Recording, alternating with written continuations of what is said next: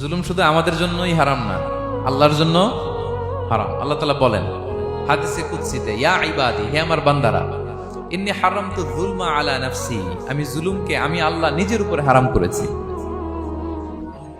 ওয়া জাআলতুহু বাইনাকুম মুহাররামা, এবং এই জুলুমকে তোমাদের উপর হারাম করেছি। ফালা তাযালামু, তোমরা একে অপরের উপর জুলুম করো না।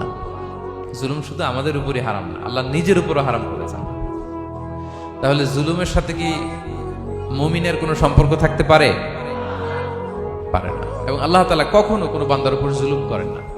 ওয়া আন্নাল্লাহা লাইসা বিযাল্লামিন লিল আবিদ, তিনি তার বান্দার উপর জুলুম করেন না।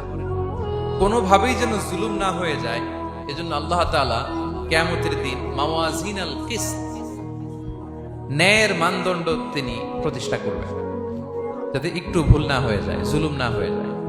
আমরা মাঝে মাঝে যে দোকান থেকে বস্তায় বস্তায় চাল নিয়ে আসি না, চাল দেখা যাবে যে 1 মণ চাল হয়তো সামান্য একটু কম হইতে পারে, সামান্য একটু বেশি হইতে পারে, এরকম হয় না?